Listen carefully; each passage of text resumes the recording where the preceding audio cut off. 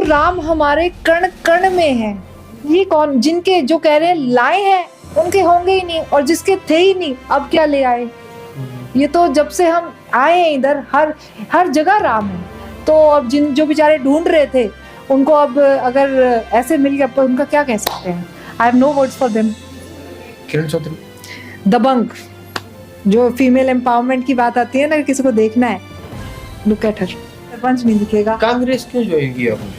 आप कोई दूसरी पार्टी में दिखते थे, क्योंकि कांग्रेस ना तो सत्ता में, और दूसरा राजस्थान में भी हार गई, छत्तीसगढ़ में भी हार गई, मध्य प्रदेश में भी हार गई। हार जीत से क्या रखा है जी, अपनी काम है कोशिश करना। तीसरी पीढ़ी होगी हमारी कांग्रेस के साथ। मैं तो ये कांग्रेस इज इन मी, मैं इसकी विचारधारा से इन्फ्लुएंस्ड हूँ। मुझे मेरी गुरु, मेरी मेंटोर, और जिन्होंने चलना सिखाया इसमें पॉलिटिक्स में, तीसरी पीढ़ी होगी उनके साथ जिन्होंने सब कुछ सिखाया। हाँ, मैं बता रही हूँ, स्किल डेवलपमेंट के नाम पे इनकी स्किल्स डेवलप की जाएंगी। करोड़ों रुपए डाले गए इसमें स्किल डेवलपमेंट इंस्टीट्यूट्स के नाम पे। सब खा गए सारे जी। उसका फायदा क्या है? कांग्रेस थी, कांग्रेस कितने साल रही, कांग्रेस उसको 1% पे इम्प्लीमेंट नहीं कर पाई। कारण सिर्फ नाम औरत का होता है, असली सरपंच उसका पति होता है। देखिए, हाँ, मैं आपकी बात मानती हूँ। अब आप एमएलए बन गई ना। हाँ, आपका पति एमएलए तो नहीं होंगे ना? नहीं, बिल्कुल भी नहीं।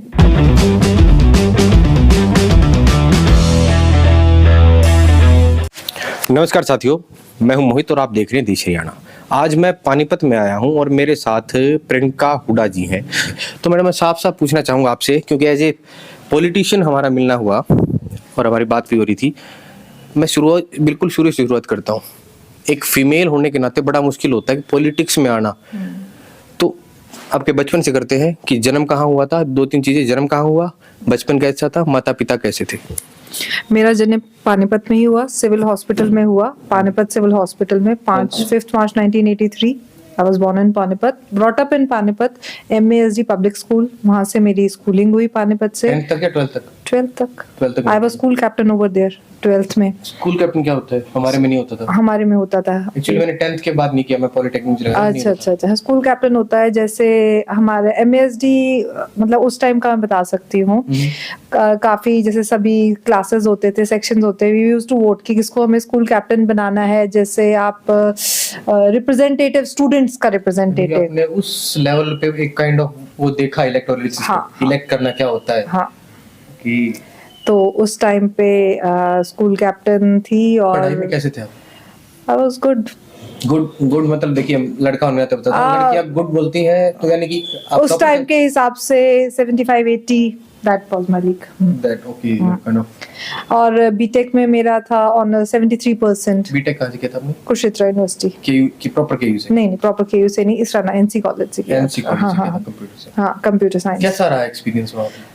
बढ़िया था। मैं ये पूछूंगा, जैसे मैंने बीटेक किया है, वो पढ़ाई ज्यादा इंपॉर्टेंट है या वो सीख, या मतलब सिखाता है ना कॉलेज आपको एक बच्चे से, और मतलब बड़ा बनाता है? देखिए, पढ़ाई तो आप किताबों से भी कर सकते हो। जब आप स्कूल में जाते हो, कॉलेज में जाते हो, आप उस एनवायरनमेंट के लिए जाते हो, एक आप बाकी लोगों से मिलते हो, आपका ग्रुप बनता है। आज भी मेरे जो स्कूल के फ्रेंड्स हैं, आप कुछ भी शेयर कर सकते हो। आप कोई कहीं है, कोई मोस्टली हमारा बैच वैसे US प्लेस्ड है। 2005 में बीटेक खत्म हो गई थी हमारी, उस टाइम बूम था। सभी आप आसपास के ही बच्चे थे, पानीपत के ही थे सारे स्टूडेंट्स जितने थे, सभी वेल प्लेस्ड है। और हम कहीं है, वो कहीं है, अलग अलग क्षेत्र है, बट एक कनेक्शन होता है, we can connect with each other. तो स्कूल कॉलेज में आप जाते हैं, बहुत कुछ सीखते हैं। पढ़ाइयाँ तो आप किताबों से भी, जैसे अब आप ऑनलाइन सिस्टम करते हैं, तो कोई भी हाँ, कर सकता ऑनलाइन। तो ऑनलाइन में आप स्कूल कॉलेज नहीं भी जा रहे तो भी चल रहा है। बट मुझे लगता है एक एक्सपोजर के लिए, एक आपका मेंटल एक एक्सपीरियंस के लिए, लाइफ एक्सपीरियंस के लिए कि क्या होता है, आपको रिलेशनशिप्स का पता चलता है, लोगों का पता चलता है, आपस में एक सोसाइटल जो फ्रेमवर्क होता है उसका पता चलता है। आप जाते हो उस टाइम पे, अब हमें लगता है कि कितनी छोटी छोटी समस्याएं थी स्कूल में या कॉलेज में, बट वो छोटी छोटी बातें ही, वो जो छोटे छोटे एक्सपीरियंस थे, उन्होंने ही हमें बनाया है जो आज हम हैं। जो स्ट्रेंथ हमारे पास आज है, उन एक्सपीरियंस की वजह से। उस टाइम पे जब हमारे बोर्ड्स होते थे 10th में और 12th में, कितना मेक और ब्रेक सिचुएशन लगती थी कि भाई बोर्ड्स में अगर नंबर कम आ गए, कम रह गए, वह ऐसा लगता था कि भाई दुनिया खत्म हो जाएगी। 10th में कितने नंबर आए थे आपके? 10th में मेरे थे 82%। आप मेरे से 2-3% में हर बार जीते। 79.6 रह गए मेरे। चलिए आते थी। अब माँ बाप के, आपके परिवार की बात करता हूँ।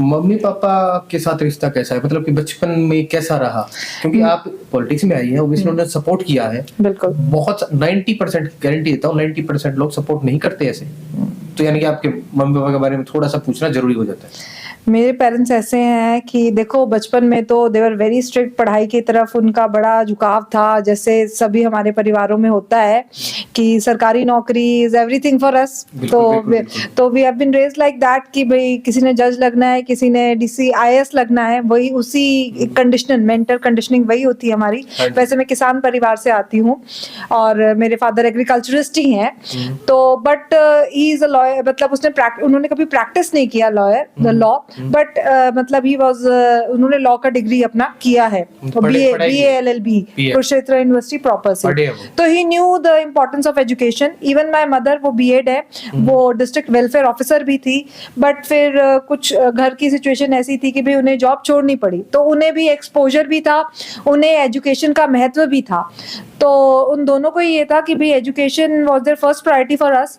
तो अगर मैं ये भी कहूँ ना कि कोई यूनिवर्सिटी चांद पे पढ़ने जाना है, they would have agreed at the same time, क्योंकि जैसे हम कैंप्स भी लगाते थे उस टाइम पर, मनाली में, मैक्लोडगंज में हम 7th में होते थे। It was long time back, उस टाइम तो कितना और जमाना कैसा होता था। बट मेरे पेरेंट्स ने, हमारा स्कूल एमएसडी स्कूल था, कैंप्स भेजा था, 17 डेज का ट्रिप था, माउंटेनियरिंग कोर्सेज 7th में, तो 17 डेज का कोर्स होता था, वो भेज देते थे क्योंकि दे ट्रस्टेड अस और दे वांटेड कि हमें हर टाइप का एक्सपोजर मिले। फिर तो for they were very supportive in every sense.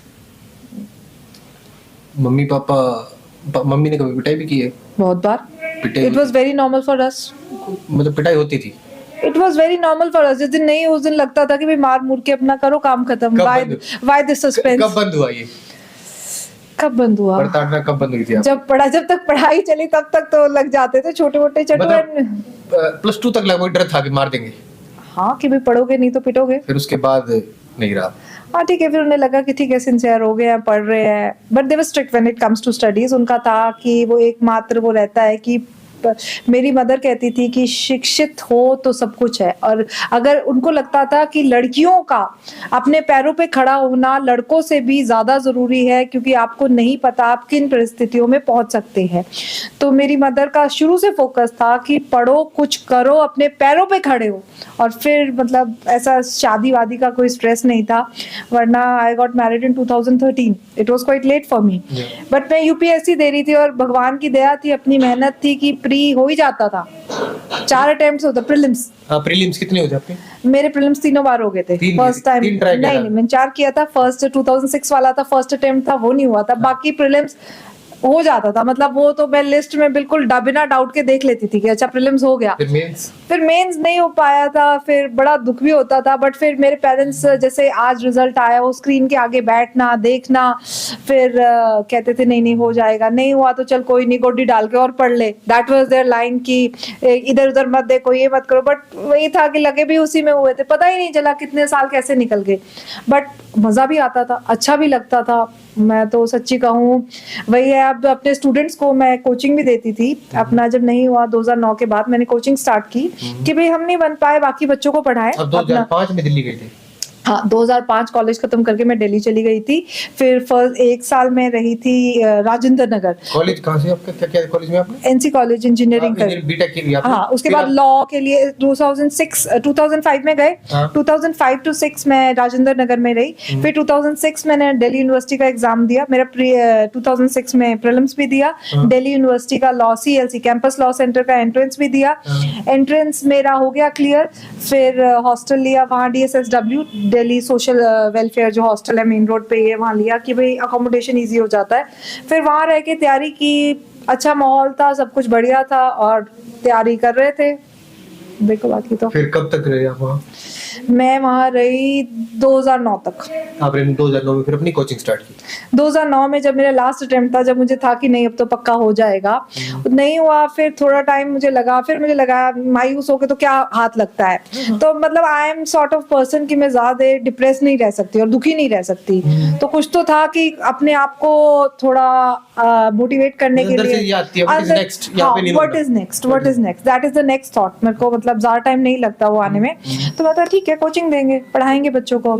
I was like 27-28 के, मैंने क्योंकि एक भी छोड़ा नहीं, ड्रॉप नहीं किया, दैट वॉज माई फॉल्ट। मुझे ड्रॉप करना चाहिए था, बट मुझे था कि नहीं ड्रॉप नहीं करना, मतलब बहुत ज़्यादा प्लानिंग के साथ नहीं था कि बैक टू बैक मैंने अटेम्प्ट्स दिए। तो 26 और 27 में मेरे अटेम्प्ट्स खत्म हो गए थे चारों। फिर मैंने कोचिंग का रास्ता अपनाया कि चलो खुद नहीं हुए पढ़ाते हैं, कुछ तो अपने पैरों पे खड़े होंगे। मुझे ये था कि मुझे खुद कुछ करना है। हाँ, जैसे मेरी मदर का वो इन्फ्यूज था, इट वाज इन मी। और मुझे ये था कि मेरे दादाजी का बड़ा इन्फ्लुएंस था। मेरे दादाजी कांग्रेस से ही थे, स्टॉन्च कांग्रेसी। 1965 में वो पीसीसी डेलीगेट थे। बट मैंने उन्हें हमेशा क्या देखा है, आप लगा लीजिए उस टाइम तो इसी जगह पर हमारा, मतलब आई वाज बोर्न इसी घर में, सिविल हॉस्पिटल से यही शुरू से हमारा रहा है। एक घर हमारा रहा था वहाँ नूरवाला की तरफ। तो हमारी जॉइंट फैमिली, मेरे फादर सिंगल चाइल्ड थे, बट बाकी उस टाइम पे दादा के भाई वगैरह सब जॉइंट फैमिली ही होती थी, मतलब कि सब इकट्ठे ही हैं, पता ही नहीं था कौन किसका है, ये सब इकट्ठे ही चल रहा है। तो बाकी परिवार वहाँ रहता था। तो फिर दादा को हम देखते थे कि सुबह वो सूटकेस उठा लेते थे, टैची उठा के, वो धोती वोती बांधते होते थे, अपना पूरा प्रेस करा के प्रॉपरली ड्रेसअप, योगा करके पूरा ये जैसे अपना, और टाइम पे उठना और सुबह सुबह निकल लेना कि आज इस फलाने का काम है, आज ढिमकाने का काम है, आज किसका है। मतलब पर्चियां होती थी पहले तो, और वो प्रसन्नी आंटी के साथ थे, उनको बुआ जी कहते थे, मैं तो आंटी ही कहती थी। और वो लोगों के काम कराते थे, तो लोग इतनी दुआएं देते थे। और आज भी मैं जाती हूँ, 1500 नौकरियां, मुझे नहीं पता था 1500। अभी परसों हमारी कांग्रेस संदेश यात्रा थी, उसमें किसी ने शैलजा मैडम को बताया, मैडम के साथ भी अटैच थे मेरे दादाजी, कि मैडम इसके दादा ने 1500 नौकरियां लगवाई बिना पैसा लिए, बिना कुछ किए। आज वो सारे, कोई मैं ये नहीं कहती बहुत बड़ी नौकरियां थी, कोई ट्यूबवेल पे था, कोई बस कंडक्टर था, मैडम इस हरियाणा में ग्रुप डी के लिए 100 गुना तक बच्चे ज्यादा हो जाते हैं। 100 में से एक का होता है, तो बड़ी छोटी क्या नौकरी चाहिए लोगों को। हाँ, नौकरियां थी। और मेरी मदर की भी जैसे ठीक थी, लगवाई थी, बट चलो इनका तो इन्होंने छोड़ दी थी। तो उन्होंने 1500 नौकरी लगाई। आज भी कहीं भी जाते हैं तो जैसे, वैसे आई एम मैरिड इनटू हुड्डास, तो जिसको पता चलता है ना कि अच्छा हवा सिंह की पोती है। अच्छा, मतलब आपका एक्चुअल नाम है प्रियंका नरवाल। प्रियंका नरवाल। प्रियंका हुड्डा आप शादी के बाद? हाँ, शादी 2013 में। 13 में। हस्बैंड क्या करते हैं आपके? मेरे हस्बैंड पहले गवर्नमेंट जॉब में थे। क्या? वो एसडीओ थे, बीएनआर में भी लग गया था उनका और पीडब्ल्यूडी में भी। उसके बाद उनको, मगर फर्दर उनको भी एजुकेशन का थोड़ा है, तो वो यूएस इंडियाना यूनिवर्सिटी कैली से उन्होंने अपना एमबीए किया। और उसके बाद थोड़े साल वहाँ जॉब वगैरह करके फिर उन्होंने इंडिया के अपना खुद का बिजनेस स्टार्ट किया। उनको लगता है किसी को एम्प्लॉयमेंट प्रोवाइड करना is the biggest thing we can do. हमारे पास अब 30 का स्टाफ है, तो he feels it's a great achievement कि एटलीस्ट उनका अपना रिन्यूएबल एनर्जी का बिजनेस है। रिन्यूएबल एनर्जी किस चीज में? विंड, सोलर, ये सब। अच्छा अच्छा। हाँ, दिल्ली और चंडीगढ़। दिल्ली और चंडीगढ़। हाँ, वैसे मोस्टली प्लांट्स उत्तराखंड, हर जगह, महाराष्ट्र गवर्नमेंट टेंडर्स। उनको तो घूमते रहना पड़ता होगा। हाँ, ही इज नेवर, मतलब he is always on trips and tours. हाँ, आई कैन हाँ, होता ही ऐसे, वो क्या करें। हाँ, सब इतनी जगह पे होता है, संभालना पड़ता है आपको। हाँ, नहीं यू है, बल्कि उनका रहता है जब प्लांट स्टार्ट होता है तो he is always on the spot कि भाई कोई भी चीज गलत ना हो जाए, क्योंकि एक नींव ही होती है। हाँ, तो ही इज देयर कि भाई देखना है कैसे हो रहा है, क्या है। कंपनी को तो बच्चे की तरह पाला जाता है। बिल्कुल, उन्होंने बिल्कुल बहुत मेहनत की है। 3 जनों के साथ स्टार्ट किया था उन्होंने, और आज उनको बहुत बड़ा अचीवमेंट लगता है। उनको अच्छे, हमारी 18 करोड़ की टर्नओवर है, उनको अच्छा लगता है, मतलब it's a big feet for him अपने आप करना। हाँ, और गवर्नमेंट जॉब, काफी लोग कहते थे भाई तूने सरकारी नौकरी छोड़ दी। जब आपकी शादी हुई तब क्या करते थे वो? जब मेरी शादी हुई तब उनका बिजनेस ही था। तब बिजनेस, मतलब एक बिजनेसमैन शादी हुई थी आपकी? हाँ हाँ हाँ, हमारे में तो कैसे होता है कि बोलते रहे छोरा सरकारी लाग रहा था तो क्या करते हैं। हाँ, नहीं वो रिश्तेदारों का, मतलब जैसे नोन थे उनके फैमिली, तो उनके वाई टू वाई ही होती हैं। हमारे में तो सीख के थे हमारे एक अंकल। फिर आप अपने दादाजी की काइंड ऑफ, हाँ, आई जस्ट वांट कि जैसे उनके जितना तो पता नहीं हो पाएगा नहीं, कि कुछ तो छोड़ के जाएं, कि हमारे जाने के बाद कोई तो याद करे कि कुछ किया। में और भी आपके प्रतिद्वंदी कैंडिडेट्स हैं? कैंडिडेट्स आप क्या कहना चाहते हैं, कांग्रेस या मतलब कांग्रेस से तो वो प्रतिद्वंदी नहीं हुए, वो मेरे साथी हुए, और भी बहुत सारे साथी हैं। टिकट चाहते हैं, मैं ये सोच रहा था, टिकट तो मांगते हैं ना, टिकट तो एक को ही मिलेगी। कोई नहीं, एक क्लास में 50 बच्चा होता है, सभी पढ़ाई करते हैं, फर्स्ट तो एक ही आता है, बट उसके बाद हम सब कितने अच्छे मित्र होते हैं, कितने अच्छे साथी होते हैं, तो वो प्रतिद्वंदी नहीं होते, वो सब मेरे साथी हैं जो तो मतलब कांग्रेस को मजबूत कर रहे हैं। आप फर्स्ट आएंगे? लेट्स सी, वो तो कोशिश वो भी कर रहे हैं, मैं भी कर रही हूँ, सबके लिए मेरी शुभकामनाएं हैं। आपके जो प्रतिद्वंदी की बात है, बीजेपी की तरफ से क्या कमी लगती है उनमें, क्या बेटर है? जो यहाँ पे एमएलए हैं, एमएलए साहब हैं, उनके बारे में बताइए आपका। देखिए जी, मैं तो काम की बात करूंगी, पर्सनल अटैक्स मतलब उनका तो क्या बताऊं, उनकी क्या विजन है। अगर आप पानीपत ग्रामीण में निकलेंगे तो मैं पूछना चाहती हूँ उन्होंने क्या किया है कुछ। अगर आप मेजर, अगर आप इंफ्रास्ट्रक्चर की बात करें, it is very poor on infrastructure. अगर आप स्कूल्स की बात करें, अगर आप सरकारी स्कूलों में जाएंगे तो आपको, अगर कॉलोनियों में जाएंगे, हर कॉलोनी पॉपुलेशन वाइज स्कूल होना चाहिए, नहीं है। कहीं जैसे अब डहार की बात करें, मंडाना की बात हुई, 8वीं तक का स्कूल है, दूसरे गांव में लड़कियों को उसके आगे नहीं पढ़ाते, नहीं भेजते, तो education wise he is lacking, मतलब उनको करना चाहिए था। इसका असर बहुत लंबा होता है, क्योंकि आप ये बताइए, एक उम्र होती है जिसमें बच्चा पढ़ जाता है, और लड़कियों के लिए खासकर मैं कहती हूँ, वो भी गांव देहात से आते हैं। अम्बेडकर जी ने कहा था कि अगर आपके 2 बच्चे, एक लड़का और एक लड़की, तो लड़की को पढ़ा दो, क्योंकि आपकी आने वाली नस्ल को वही पढ़ाएगी। मैं तो खुद ये मानती हूँ, मेरी मदर का ये कहना था कि भाई लड़कियों का शिक्षित होना और अपने पैरों पर खड़ा होना बहुत ज्यादा जरूरी है। मैं भी एक किसान परिवार से आती हूँ, बट कब उनको शिक्षा का महत्व बहुत ज्यादा लगता था, उनको लगता था जब तक तुम शिक्षित नहीं हो, अपने पैर पे नहीं खड़े, तो तुम कुछ हो ही नहीं। अपने पैरों पे खड़ा होना बहुत जरूरी है।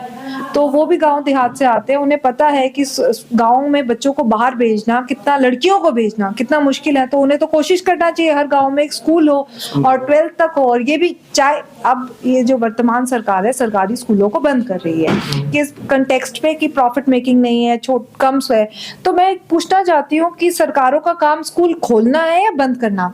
वो कहते हैं कि प्राइवेट में आपकी फीस दे देंगे, ये होंगे, ये तो वही BSNL वाली बात होगी कि भाई जियो को प्रमोट करने के लिए, उसके बाद जियो तो वही प्राइवेट ही होगा, उनका मोटिव प्रॉफिट मोटिव ही होता है। It's very basic economics. तो मुझे लगता है कि सरकारी स्कूलों में अगर वो इंफ्रा नहीं है तो दो वो इंफ्रास्ट्रक्चर। हम वेलफेयर स्टेट है, we are not police state या कैपिटलिस्ट स्टेट नहीं है। हाँ, हम वेलफेयर स्टेट है, हमारा काम है लोगों का वेलफेयर देखना, और जो सुविधाएं हैं, वेलफेयर स्कीम्स है, वो last person in the line उस तक पहुंचाना। तो I think so this is not justified. फिर आप अगर हेल्थ की बात करते हैं, उसके लिए तो मुझे पानीपत क्या, पूरे हरियाणा को ही आपको पता है कि एक सिविल हॉस्पिटल है, पूरा डिस्ट्रिक्ट का भार उठाया हुआ है, मशीनें आदि चलती नहीं, वो पर्ची पे लिख के दे देते हैं, रेफर टू फला, अल्ट्रासाउंड कराओ, ये कराओ, वो कराओ, बाहर किसी और लैब के साथ सेटिंग करते हैं, बाहर लैब के। तो आप अपनी रिस्पॉन्सिबिलिटी श्रग ऑफ नहीं कर सकते ना कि हमें नहीं पता या हमें क्या। वो आप एक प्रतिनिधि हो, जन प्रतिनिधि। MLA क्या होता है? जन प्रतिनिधि। वो कोई भगवान नहीं बन जाता, उसका काम होता है आप मीडियम हो कि आप जनता की बात एग्जीक्यूटिव तक पहुंचाओ, विधानसभा में लेके जाइए, विधानसभा लड़ो उनके लिए जिन्होंने आप किसी मैं ना, एक तो मुझे ये लगता है कि जब लोग भी अपना प्रतिनिधि चुनते हैं पार्टी सेंटिमेंट्स में, इसमें मतलब आप देखो अगला आपको क्या विजन देगा, क्या आपको सुविधाएं, क्योंकि जो आप मांगोगे ना अगला वही देगा। अगर आप मांगते ही नहीं एजुकेशन, अगर आप स्वास्थ्य सुविधाएं मांगते ही नहीं, तो अगला देगा ही नहीं। Why would he bother? तो ये कमियां हैं, बाकी तो बहुत सारी हैं। लाइट, पोल्यूशन, हम बॉम्ब पे बैठे हैं पानीपत। आप करेला खाती है? हाँ जी, खाती हूँ, बिल्कुल खाती हूँ। Very good. अगर हाइपोथेटिकल बात, हाँ, अगर आप ये चुनाव लड़ती हैं, आपको टिकट भी मिलती है और आप जीत नहीं पाती, आप राजनीति में बनी रहेंगी? बिल्कुल, क्यों नहीं बनी रहूंगी। मैं ये तो इसलिए पूछ रहा हूँ कि देखिए राजनीति है, हाँ जी, 1 बार 2 बार 3 बार, बहुत लंबी रेस होती है ये। अब 1.5 साल से इस लाइन में है। हाँ, नहीं वैसे कांग्रेस के साथ तो उससे पहले से मैं अटैच्ड, 1.5 साल से पानीपत ग्रामीण में इलेक्टोरल में आने का मेरा, इलेक्टोरल में अब 1.5 साल से। हाँ। आप जैसे कैंडिडेट बहुत कम है जो कि पढ़े लिखे ये बात करते हैं। मैंने जनरली आई हैव मेट बहुत सारे लोगों से मिला हूँ, MLA बहुत सारे से मिला हूँ। इशू क्या होता है, एक विजन की कमी होती है। आप बेसिक बातें छोड़ देते हैं, वो आपके अंदर है। तो मैं बोल रहा था कि लोग शायद एक बार में ना समझ पाए, तो कहीं ये तो नहीं होगा कि प्रियंका जी अब इलेक्शन आगे नहीं लड़े? ऐसा क्यों होगा? नहीं, देखिए जब मेरा यूपीएससी में नहीं हुआ, मेरा मन यूपीएससी में भी जाने का क्यों था? वैसे तो देखो आप भी इंजीनियरिंग बैकग्राउंड से हैं, तो आपको पता होगा कि जो कंपनीज का लाइफस्टाइल है बड़ा कंफर्टेबल लाइफस्टाइल है। हाँ। आज के टाइम पे अगर मेरे जो जितने भी कलीग्स कहूंगे, वो क्लासमेट्स हैं, उनसे पूछूंगी, वो दूर भागते हैं कि यार अच्छा खासा पैकेज है, 50-60 लाख का पैकेज हुआ पड़ा है, why would we bother? Weekend पे पार्टीज करते हैं, अपना अच्छा लाइफस्टाइल है, अपना प्रॉपर एनवायरनमेंट है। तो but that was never my motivation. जब मैंने सर्विसेज भी हमें दूर से बड़ी ऐसी लगती है कि देखो भाई ये आईएएस है, ये आईपीएस है। अब साथ के बच्चों ने तैयारी की हुई है, लगे भी हुए हैं, उनकी जो वो प्रॉब्लम्स फेस करते हैं वो हमें नहीं दिखती, बस वो चकाचौंध दिखती है। एक जो अधिकारी होता है उसकी पर्सनल लाइफ जीरो हो जाती है। एटीट्यूड भी तो बदल जाता है ना। देखो वो पर्सन शायद अगर देखिए मैं बताता हूँ, अगर मैं एक डीसी साहिबा से बात करता होता तो मे बी वो कंफर्ट जोन नहीं मिलता। दैट इज बिकॉज आप मतलब डीसी हो गए ना एक, और होना ये चाहिए कि आप डीसी हो तो आपसे आम आदमी बिल्कुल खुल के बात करे, क्योंकि आप एग्जीक्यूटिव हैं। हाँ, आप सुविधाएं देने के लिए आपको वहाँ बिठाया गया है, और जनता के लिए ही है, जनता के ऊपर नहीं है। सबसे बड़ी बात है आप उनके लिए हो। हाँ। ये के लिए मिसिंग हो जाता है। नौकरशाह हो आप। हाँ। मतलब हर कोई, even MLAs, DCs and everybody, executive और ये जो लेजिस्लेचर्स हैं, ऑल लोगों के लिए ही है। के लिए गायब हो जाता है। नहीं, बहुत अच्छे अफसर भी हैं। देखिए हमारे साथ ही थी एक हमारे साथ थी लड़की, वो बिट्स पिलानी से थी, कोचिंग ले रही थी, तो उसका और मेरा इकट्ठे हमने मेंस लिखा। उसका पहले रेलवेज में हुआ, अब हैदराबाद में थी। उसने इतना अच्छा काम किया कि वहां पर एक गांव का नाम दिव्या देवराजन नाम था उनका, तो आई डोंट नो मतलब इंटरव्यू में ऐसे का नाम लेना चाहिए। नहीं, वो मैं म्यूट कर दूंगा। हाँ, बट मुझे आई एम वेरी इम्प्रेस्ड। मैं मतलब उससे बात होती रहती है, उसने बोला कि भाई लोगों का इतना प्यार मिलता है एक गांव का नाम देवराजन, बिकॉज उसने ग्रास रूट पे, ट्राइबल जगह पे जाके she made a change, she made an impact. मुझे वही करना था अधिकारी बन के। और अच्छा है ना, अब आप कहाँ जा रही हैं? आप अधिकारियों से वो करवाएंगे? नहीं, मैं नहीं, किसी से करवाना क्या, मतलब हम खुद साथ मिलके चलेंगे, साथ मिलके काम करेंगे, और that is what my thought, line of thought is. I got your point. But आप एक लेजिस्लेटर बनेंगी ना। हाँ। आपका एग्जीक्यूटिव से काम करवाना। हाँ बिल्कुल हो सकता है, क्या पता भगवान चाहे तो मैडम आपके नीचे भी हो सकता है। नहीं, मैं ऊपर नीचे की तो नहीं है, वो तो वही बात है कि कोई ये हमारी ये सोच भी, कोई किसी के ऊपर नहीं है, कोई किसी के नीचे नहीं है। हाँ, everybody works together, team effort होता है। अब जैसे अब यहाँ भी अब हम हैं, कहीं भी कुछ प्रोग्राम है, कुछ है, तो टीम एफर्ट है। मैं तो आई ऑलवेज पुट, वो होता है ना कि राउंड टेबल पे विश्वास रखती हूँ कि राउंड टेबल होना चाहिए, सबकी भागीदारी है, सबका एक रोल है, और कोई ऊपर नहीं। हायरार्की तो I don't believe in hierarchy seriously. एक कंबाइंड एफर्ट होता है, और राजनीति होगी या फिर कोई और फील्ड भी हो गया, किसी एक का तो है नहीं। देखो किसी एक के बस का तो कुछ नहीं है। समाज है, जब तक सारे इकट्ठे नहीं आएंगे, सब मेहनत नहीं करेंगे, एक सकारात्मक सोच और सकारात्मक ऊर्जा नहीं लाएंगे, तब तक पार कैसे बैठेगा? चुनाव आने वाले हैं 2024 के, अब तैयारी कर रही है। हाँ। तैयारी कैसे चल रही है? बढ़िया। एज ए पॉलिटिशियन शेड्यूल क्या रहता है आपका? शेड्यूल क्या है कि सुबह से आप तक क्या करते हैं? किस टाइम उठना होता है? 6:37, फिर 7 बजे उठते हैं आप? हाँ, उसके बाद नहा धो के एक बार मेरे को रहता है थोड़ा ऊपर वाले का नाम ले लिया जाए। हाँ, भगतनी आपकी मदर कह रही थी, बड़ी भगतनी है। नहीं, भगतनी का तो क्या है, थोड़ा शुरू से जब आप एग्जाम देते हो, एंजाइटी इतनी रहती है, टेंशन इतना रहता है, तो मुझे जो एक सोलेस होता है, कंफर्ट है, वो क्या मुझे फायदा मिलता है आपको? कंफर्ट और एक विश्वास। मेडिटेशन टाइप से करते हैं? हाँ, that is a meditation. It's all meditation करते हैं बस? नहीं, माला कर ली, ऊपर वाले का व्रत रख लिए, नाम रख लिए, दैट इज इट। अभी मेडिटेशन ही है वो, एक तरह से आप अपने दिमाग को कहीं एक जगह पर रोक रहे हो। बट मुझे बड़ी ताकत मिलती है, जैसे अब मैं सोमवार के व्रत और शुक्रवार के व्रत शुरू से रखती हूँ, तो मुझे बड़ी ताकत मिलती है कि हाँ, मुझ में शक्ति है, मुझ में ताकत है। कौन से भगवान को मानते हो? सभी को।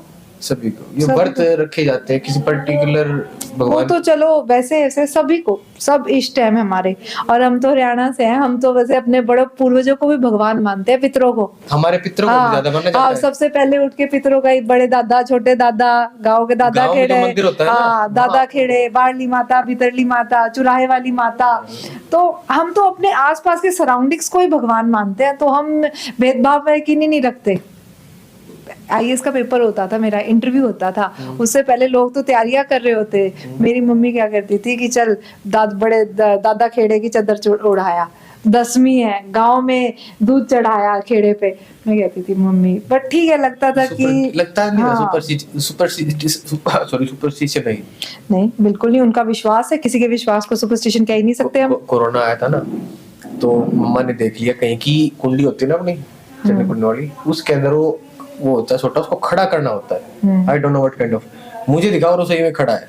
मेरे को बड़ा गुस्सा, क्योंकि मैं लिटरली मैं बिलीव नहीं करता कि आप कोरोना इन चीजों से कैसे भाग जाएगा। हाँ नहीं, देखो जो मेडिकल फील्ड वाली चीज कैसे होगी? मेडिकल वाला तो मेडिकल से ही होगा। अब उसमें हम गूगल की धूम नहीं देते हैं, हाँ, देते हैं ना। हाँ। अब उसको अगर आप साइंस से जोड़ो, उसका इम्पैक्ट होता है ना, शुद्धि होती है। अब आप उन्हीं चीजों को अगर बिल्कुल, कुछ चीजें हैं जो पुराने लोग करते थे, वो इतने अंधविश्वासी नहीं थे। अगर आप हमारे पुराने, मेरे दादा क्या करते थे, पहली बाइट वो जो रोटी खाते थे कुत्ते की, गाय की, उसकी फुलाने की, ढिमकाने की, क्योंकि वो प्रकृति से और जमीन से जुड़े हुए लोग थे, वो मैं की भावना में नहीं थे। तो मुझे लगता है वो इसलिए निकालते थे कि इस रोटी पे, इस अन्न पे, इस थाली में जो ऊपर वाले ने, परम पिता परमेश्वर ने दिया है, उस पे सब जीवों का, सिर्फ वो तो सब जीवों का कहते हैं। खास बात, पहला टुकड़ा, हाँ, कि मुझसे पहले इनका बनता। हाँ, तो मैं की भावना खत्म करने के लिए और हम की भावना लाने के लिए वो था। आप अपने दादा से बड़े इंस्पायर्ड हैं?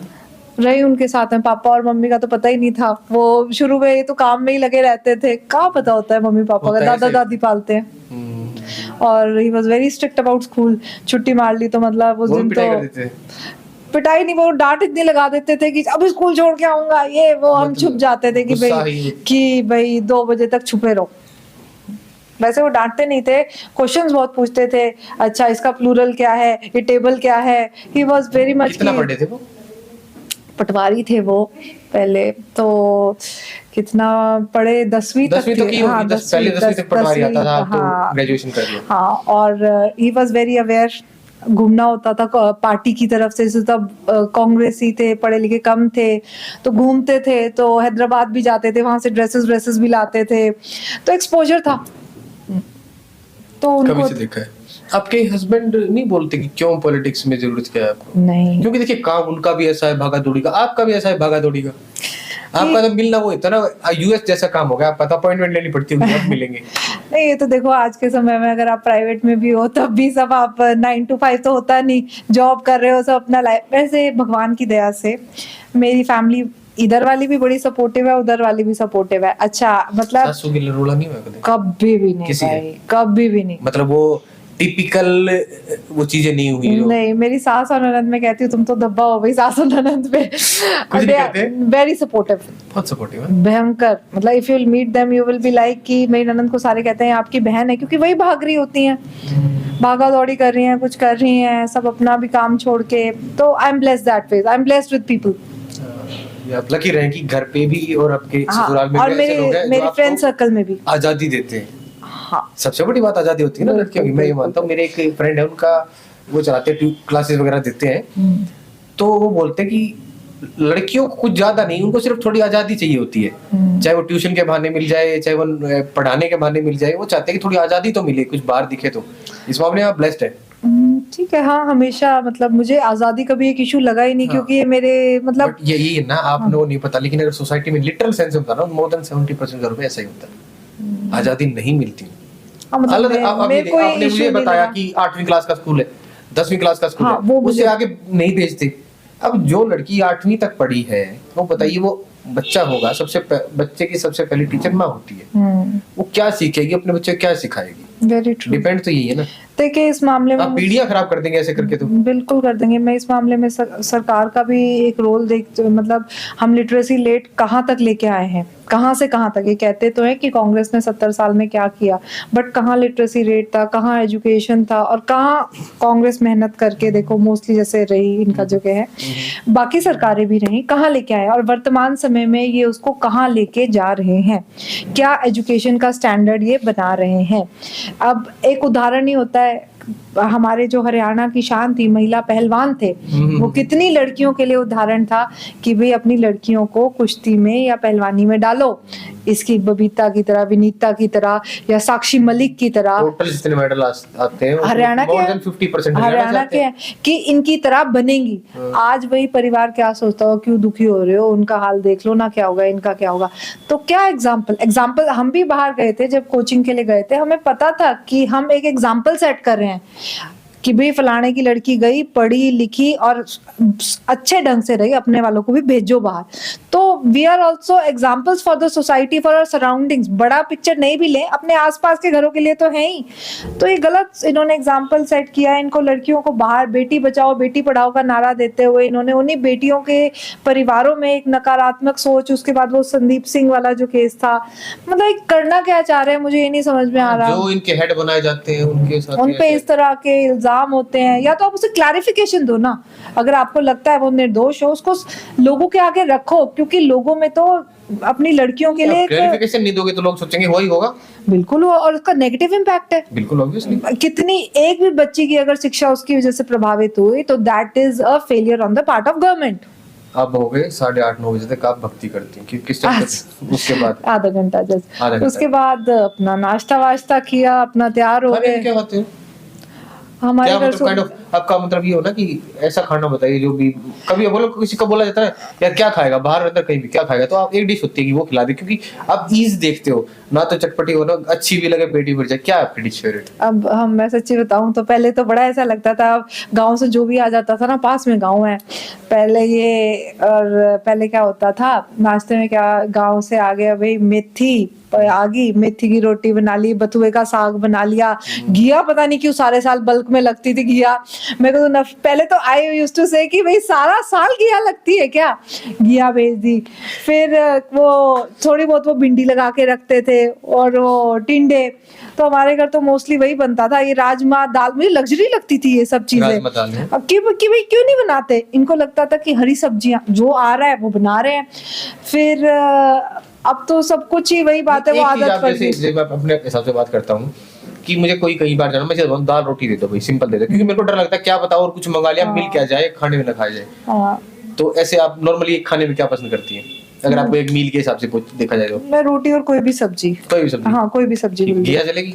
घिया भी मुझे अच्छी लगती है। लगने लगी है? हाँ दाल घिया होती है ना, वो जो अपने में बनाते हैं, थोड़ी चने की दाल डाल ली घिया, आई लाइक दैट आल्सो। पहले घिया खिलाई इतनी गई है ना, पर टेस्ट डेवलप किया गया। वो कह तो रही हूँ कि साग एक तो बथुए का रायता, कोई मतलब कई मेरी फ्रेंड्स आती थी महाराष्ट्र से भी, कोचिंग लेते थे, घर ले आते थे कि तुम्हारी डेलिकेसी क्या है, तुम्हारे खाना क्या बनता है, मैं कुछ नहीं है। और एक अगर मिठाइयों में पूछते थे कि भाई क्या हरियाणा की मिठाई, घेवर है, वो भी हरियाणा का नहीं कह सकते, राजस्थान का है, राजस्थान से आया है। हाँ मैं कहा चूरमा खा ले, बट उन लोगों को लगता है तुम्हारे कोई डेलिकेसी नहीं है। मैं कहा भाई हमारे 2 टाइम खाना खाते हैं, एक सुबह खेत जाते हुए, पापा और का वही शेड्यूल होता था कि जाते थे तो 11 साढ़े 11 वो चले जाते थे, तो उस टाइम रोटी बनती थी और वो घिया बन जाती थी सुबह। घिया नॉर्मली 10 11 12 बजे के करीब रोटी खाते हैं। हाँ दाल सुबह बनती नहीं थी, कोई सब्जी बनती थी। मेरी दादी को था साग बना लो, साग इज मीन्स सब्जी, एनी सब्जी। तो वरना फिर वो क्या होता था, मिस्सी रोटी और मिर्च कूट ली और दूध वाज लाइक हम 4 बार दूध पीते थे। पता नहीं मुझे भी लगता था कि जैसे आसपास में बाकी फ्रेंड्स होते थे कि भाई इतना, बट वही बात है कि आदत डाल दी घर वालों ने इतनी। अब सुनने में आता है डॉक्टर्स कहते हैं न्यूट्रिशनल वैल्यू 0 है उसकी, बट अब इतनी आदत हो चुकी है। लोग आजकल दूध डेयरी छोड़ देते हैं, उनका पता नहीं क्या एक टर्म यूज करते हैं आजकल, वीगन। हाँ वीगन डाइट, वीगन होते हैं ना। हाँ वीगन, बट मेरे को बहुत आदत हो चुकी है। मैंने भी सोचा कई बार कि छोड़ दे, लेकिन वो नहीं छूटता। नहीं छूटता। मेरे को लस्सी इतनी बढ़िया लगती है, घर की लस्सी बिलोते सुबह सुबह शुरू हो जाते हैं, घर मतलब सुबह 5 बजे हमारे घरों में वो शोर शराबे की आवाज हो जाती है, रई की आवाज। तो यही चीजों में पले बड़े हैं, अब वही आदतें होगी। अब जैसे कई बार मेरे हस्बैंड भी कह देते थे कि शुरू से ना वो मैगी को ऐसे कहते थे आंतों में जम जाएगी, ब्रेड तो मैदा आंतों में जम, मतलब वो they have infused us with that thing. वो कहते हैं ना हमारे दिमाग में उन्होंने बिठा दिया कि मैदा तो बहुत गलत चीज है। हाँ मैदा, it was a crime bread खाना हमारे टाइम में क्राइम होता था, और मैगी तो वाज लाइक कि ना ना ना ना, हमारा हिसाब नहीं है मैगी का, मैगी नहीं खानी। हमारे तो- टाइम में जब मैं छोटा सा था 5वीं 6ठी क्लास में, हाँ। तब मैगी लॉन्च हुई थी। तो मैगी वन ने क्या किया था प्रमोशंस के लिए, ये मेटाडोर होती थी उस टाइम, हाँ। मेटाडोर को पूरी को रैप करवा के मैगी से हाँ। और स्कूल में भेजते थे और बच्चों को फ्री मैगी खिलाते थे। फर्स्ट टाइम वहां मैगी खाई थी, तो ऐसे मैगी ने स्टार्ट किया था। हाँ, मेरा सर्कल तो देखो सभी उसका था, तो हाँ कुछ फैमिलीज थी हमारे आसपास मॉडल टाउन में ही थे कुछ, वो तो खाते थे मैगी भी, कोक वगैरह भी। बट हाँ फिर हमें लगता था, बल्कि बर्थडे होते थे तो केक वगैरह होते थे। कोल्ड ड्रिंक पीते हैं आप? अब तो पी लेते हैं, पहले तो परमिशन होती थी कि भाई थोड़ा बहुत, हाँ कोक, आई लाइक कोक। हाँ अब राजनीति की बात करते हैं। हाँ जी। कल प्रोग्राम हुआ था, हाँ, शैलजा मैडम आई थी 24। 24 को, सॉरी, शैलजा मैडम आई थी। कैसा रहा? अच्छा रहा। जो ये यात्रा हो रही है, इसका बेसिक मोटिव क्या है? कांग्रेस संदेश यात्रा, जो राहुल गांधी जी का ये भारत जोड़ो न्याय यात्रा है, इसी का संदेश घर घर ले जाने के लिए ये यात्रा शुरू की गई है। हमारा जो कांग्रेस का मूल उद्देश्य है और जो हमारी पॉलिसीज हैं, नीतियां हैं, वो हर जन तक, हर घर तक पहुंचाना, that is the main motive of this यात्रा। और जो अन्याय है, अब लोकल लीडरशिप के लेवल पे अगर हम बात करें कि हरियाणा में क्या क्या प्रॉब्लम है, एमएसपी का प्रॉब्लम है, ये वादा कुछ करते हैं आज तक पूरा हुआ नहीं, किसान 750 किसानों ने आहुति दी, वो एक तरह का अन्याय है, उसके खिलाफ है। महिला पहलवानों का, बेरोजगारी का, नशाखोरी में हरियाणा नंबर 1 हो चुका है। महिलाओं के विपरीत अगर पंजाब की तर्ज पे चलते हैं, सबसे पहले बच्चे पंजाब से दूसरे देश में जाने लगे थे, अब हरियाणा तैयार हो गया। वैसे ही वहां पे पहले नशा हुआ करता था, अब हरियाणा में बहुत आ गया। मतलब ये पहले जो पंजाबी गाने जैसे होते थे ना, अब अपने इतने नकली हरियाणवी गाने होते थे पहले, मैडम मैडम समथिंग, हाँ। वो बनियान पहन के हरी पैंट पहन के पीछे कूदते हाँ, रहते थे। अब और अब उनका देखिए स्टाइल कितना बदल गया, पंजाबी से हो गई। तो वही है कि this is not a very, हम राइट ट्रैक पे नहीं जा रहे। अब आसपास के गाँव में जाते हैं, मुझे सबसे ज्यादा वो क्या बताते हैं कि बेटी ये जो ग्राउंड है ना, छोरों का बढ़ा रहता था, शाम को वॉली खेलते थे, प्रोग्राम होते हैं, कहते ईब जाके देख कितने हैं, कहते 1 किला 2 किला जितना भी बेच के बाहर भेजना पड़ता है, वो भी डंकी के माध्यम से। डोंकी। और आधे गए आधे नहीं गए, कुछ मर भी जाते मैडम। वही तो मैं बोलना भी नहीं चाहती उस बारे में। तो होना पड़ेगा, करें क्या? आपके हल्के में है ना, हाँ, आपके हल्के में, पानीपत में, करनाल में, घरौंडा में, अंबाला में ये दिक्कत सबसे ज्यादा। पानीपत में मैं वही तो बता रही हूँ, लोग दिखाते हैं मुझे कि देखिए मैडम ये ग्राउंड भरा रहता था लड़कों का और जवानों का, अब हम बुढ़े रह गए। बता, किसी का आ गया, किसी का पहुंच गया, किसी का पहुंचा ही नहीं। आपको क्या लगता है यहाँ के बच्चे ज्यादा क्यों जा रहे हैं? क्या विकल्प है? नहीं, सबके पास है ना, वो तो सबके पास ऑप्शन, लेकिन यहाँ के ज्यादा जा रहे हैं क्यों? क्योंकि यहाँ के हाल और भी बुरे हैं। जो आप बताओ, एक बच्चा अपना घर छोड़ के, कंफर्ट छोड़ के क्यों जाता है? सबसे ज्यादा जरूरी क्या है? आपका भी घर है, सबके घर है, सबके खर्चे हैं। मैं बच्चे से बात कर रहा था, हाँ। ये पुंडरी की बात है ना साहब, हाँ। पुंडरी की बात कर रहा था। पुंडरी में एक लड़के से बात कर रहा था, नया लड़का था, बीए फर्स्ट ईयर में। तो मैंने पूछा भाई ये डोंकी से जाते हैं, 2 नंबर से जाते हैं, ये क्या सोचता है उसके बारे में? तो बोला कि ये एक ट्रेंड बन गया है, ये जरूरी नहीं कि आप गरीब हो तभी जाओ, अमीर घरों के लड़के भी जाते हैं, क्योंकि वहां से वो रील्स और फोटो ऐसे बना के भेजते हैं कि मजे कर रहे हैं, हालांकि they are literally labour there. जैसे आप बिहारियों को यहाँ ट्रीट करते हो ना, शायद उससे भी बुरा वहां उन लोगों को ट्रीट किया जाता है फिर भी। और मैं जहां तक मेरी सोच जाती है, मुझे लगता है यहाँ के बच्चे क्यों जा रहे हैं, क्योंकि यहाँ की जमीन की कीमत ज्यादा है। जीटी रोड जाता है ना, हमारी तरफ को तो 2 किले बेचने पड़ेंगे ना 60 लाख के लिए, आपके लिए तो 1 किला बतेरा। नहीं, 1 किला तो बतेरा है, बट जहाँ जैसे जाते हैं, माँ बाप भी क्यों सपोर्ट करते हैं? देखो, वरना माँ बाप का भी बड़ा, आज भी अगर हमारी बात करें ना हमारे एरिया की, तो माँ बाप का बहुत बड़ा से है बच्चों की उसमें। ऐसा नहीं है कि बिल्कुल ही ऐसे हाथ पर, मतलब हाथ के नीचे से निकल गए हो कि माँ बाप की सुनते ही नहीं। माँ बाप भी ये कहते हैं कि बेटी यहाँ रह के क्या है, I talk the same thing। हाँ, क्योंकि उनका पड़ोसी गया है ना, वो उनको देखते हैं ना। माँ बाप बेचारे क्या वो चाहते हैं कि हमारे बच्चे के साथ अच्छा हो। घर सबको चलाना है, घर सबके साथ घर जुड़ा हुआ है, घर के साथ खर्चे हैं। चाहे मैं जितनी बड़ी बात कर लूं, अगर मेरे बच्चे भूखे हैं तो I have to do something. उनको ये डर नहीं लगता कि मान लिया मैं किसान हूँ, मेरे पास 2 एकड़ जमीन है, मैं 1 एकड़ बेचता हूँ, मेरा एक लड़का है, एक ही लड़का है, मैं उसको भेज देता हूँ। उनको ये डर नहीं लगता कि बच्चा शायद रास्ते में ही ना रहे? ये बात, अगर आपने, एक बच्चे का इंटरव्यू आया था, मैं अगर मुझे मिलेगा तो मैं, लड़के का ही था, हमारे आसपास के ही देहात का ही लड़का था, वो कहता था भूखा मरने से अच्छा वहां जाके मर जाऊं। ये ध्रुव राठी है कोई व्लॉगर, उनका व्लॉग था, उसमें पर्टिकुलर इंटरव्यू था एक, जिसमें वो बता रहे थे, उन्होंने पर्टिकुलर हरियाणा पे वो बना रखा था कि मैक्सिमम हरियाणा के बच्चे पनामा की तरफ से जब जाते हैं तो उनके साथ क्या एट्रोसिटीज होती हैं। मैंने देखा वो। हाँ, लड़कियों के साथ क्या होता है। तो एक ने बोला कि यहाँ भूखे मरने से अच्छा सरकारी नौकरियां रही नहीं। कितनी यूपीएससी की भर्तियां हैं? मेरे टाइम में 1100 समथिंग थी, 450 करीब है। 450 है, बाकी कहाँ गई? Privatise, lateral entry. ये लीड का क्या चक्कर है? किसका? लिटिल एंट्री का। लेटरल एंट्री इज लाइक जो प्राइवेट सेक्टर से इन्हें लगता है कि भाई क्यों, मैं आई गॉट योर पॉइंट कि हाँ। मतलब कुछ ऐसे लोग प्रतिभाशाली लोग होते हैं। तो कौन से जिनको- प्रतिभाशाली लोग आए हैं अभी तक? यही तो मैं बिरला सोच जी रहा की हूँ, लड़की। जैसे कि राज्यसभा में होता है ना। हाँ, तो that is a backdoor entry for I think so. क्योंकि हम जब देखो, प्रतिभा हर बच्चे में होती है, मौका चाहिए बस। मेरी लड़ाई उस मौके की लड़ाई है कि मेरे को मौका मिला, मैंने गवर्नमेंट यूनिवर्सिटी से पढ़ाई की। अगर मैं अफोर्ड नहीं कर सकती थी, मेरे साथ जो बच्चे थे कुछ ऐसे थे बड़े वीक करके थे, उनको मगर सरकार ने मौका तो दिया। अभी फंड, यूजीसी वाले फंड देने से मना कर रहे हैं कुरुक्षेत्र यूनिवर्सिटी या बाकी यूनिवर्सिटी को। किसका नुकसान है? जो गरीब तबके का बच्चा है उसी का तो नुकसान है। वो शिक्षा ही नहीं ग्रहण कर पाएगा, वो क्या आगे जाके अपना भविष्य सुधारेगा? तो ये हमारे इस मौके की लड़ाई है। और ये इस तरह की नकारात्मक सोच जो ये डाल रहे हैं कि अब बाकी यूपीएससी का ये केस है, स्टेट सर्विसेज का, वो तो बेचारे केसों में ही फंसे रह जाते हैं। मैडम, एक इशू है, बीइंग प्रैक्टिकल। क्या पढ़े लिखे में दूसरा होता तो कोई नहीं, तो शायद नहीं। प्लीज। सरकारी नौकरियां इतनी है ही नहीं जितनी तैयारी कर रहे हैं, ना इतनी पॉसिबल है कि हो सके। ये आप भी जानते हैं। करीब 2 से 2% से भी नीचे सरकारी नौकरियां पूरे इंडिया की करना बात है। और जितने बच्चे तैयारी करते हैं इतनी तो पॉसिबिलिटी नहीं है कि हम जितना भी जोर लगा ले कोई भी सरकार आ जाए, इतना नहीं लग सकते, जगह ही नहीं है ना इतनी। पद खाली पड़े हैं, मैं मानता हूँ, उनको भरना जरूरी है, वो सरकार की गलती 2 है। लाख से ऊपर खाली पड़े हैं, 3 लाख से भी ज्यादा खाली पड़े टोटल देखा जाए तो सारे। तो उनको ना भरना ये सरकार की कमी है। बट सबको ये कह के वोट लेना कि सरकारी नौकरी दे देंगे, इसका मैं बताती हूँ आपको। सरकारी नौकरी हम ये नहीं कहते कि भाई पूरे ही सरकारी। देखो, एक आप, मैं हरियाणा की बात करती हूँ। हरियाणा रोजगार देने में नंबर 1 था या नहीं था? एक टाइम पे। आज बेरोजगारी में नंबर 1 है या नहीं है? 34.2%। किसकी विफलता है ये? सरकार की बोलता है। तो हमने रोजगार दिया था ना, तो इनकी कमी कहाँ है? नीति में ही तो कमी है। चाहे वो आप सरकारी से दो या फिर आप जैसे बना दिया इन्होंने। मैडम कमाल करते, रोजगार क्या जरूरत है? जाओगे मंदिर में? मेरे कहने से नहीं जाते, जब उसका बुलावा आएगा ना तब हर कोई जाएगा। तो ऊपर वाला बुलाएगा, जरूर जाएंगे।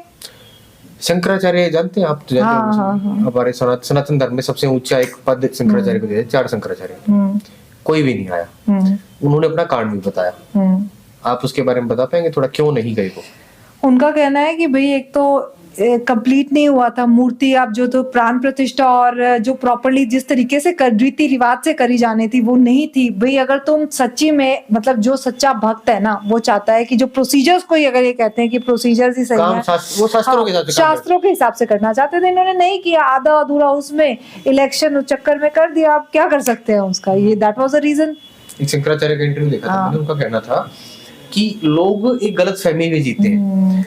वो सोचते हैं कि मंदिर भगवान का घर है, एक्चुअली ऐसा नहीं है। मंदिर भगवान का शरीर माना जाता है। जो मूर्ति होती है वो उसका जीवन जीव होता है, जीव बोलते हैं ना, तो वो रखा गया था। तो उनका ये कहना था कि जब किसी का शरीर ही पूरा नहीं हुआ, हाँ, तो क्यों ऊपर से गर्दन तक यहाँ तक नहीं बना, 40-50% बना पाए हो, ऊपर वाला नहीं बना है, तो वो गलत होगा।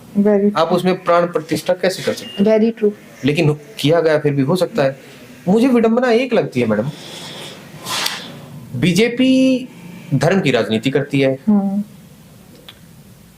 और जो धर्म के हिसाब से सबसे ऊंचे लोग हैं इस देश में, जो कुछ कहते हैं उनको वो मानते नहीं है।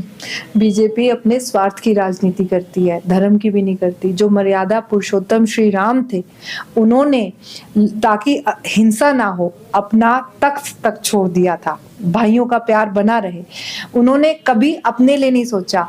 जब माता सीता का अपहरण हुआ, पहले उन्होंने हाथ जोड़ के इससे रावण से विनती की कि मैं नहीं चाहता युद्ध हो, मान जा।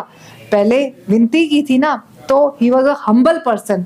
उन्होंने जितने भी लोगों का वध किया, जितने भी, वो किसी ना किसी बुराई का प्रतीक थे। जो ये आपके बाली थे वो अहंकार का प्रतीक थे, लोभ का प्रतीक थे। जो कुंभकर्ण जी थे वो आलस्य का प्रतीक थे।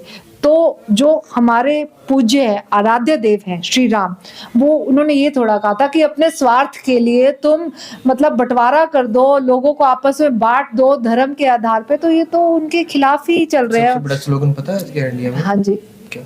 क्या है आप बता दो। राम आ गए। राम गए कहाँ थे? यही तो सब बात है ना, मैं ये समझ पा रहा हूँ, ये लोग जो कहते हैं कि राम को लाए हैं, ये बड़ी छोटी ओछी बात हो गई ना। राम को कोई कैसे ला सकता है? उनके अंदर राम थे हाँ, नहीं, मैं- वो बेचारे अच्छा, कंफ्यूज्ड है। एक सीधा पूछे तो क्वेश्चन, राम मंदिर बना, आप पूछे? राम मंदिर बना, खुशी है जी, मंदिर बन गया, ठीक है, लोग खुश हो गए, सबकी जो मनोकामना थी पूरी हो गई। मंदिर हम सब बनने का अच्छा हुआ। अच्छा हुआ, ठीक है, मंदिर बने, मस्जिद बने, अस्पताल बने, सब कुछ बनना चाहिए, सब चीजें जरूरी है। ये जो लोग कहते हैं ना राम को लाए हैं, उनके लिए राम गायब हुए होंगे कहीं। श्री राम हमारे लिए, श्री राम हमारे कण कण में है।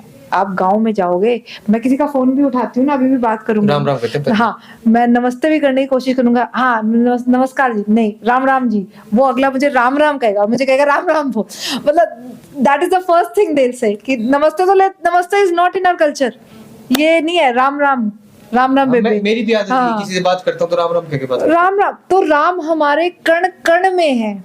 ये कौन, जिनके जो कह रहे हैं लाए हैं, उनके होंगे ही नहीं, और जिसके थे ही नहीं अब क्या ले आए।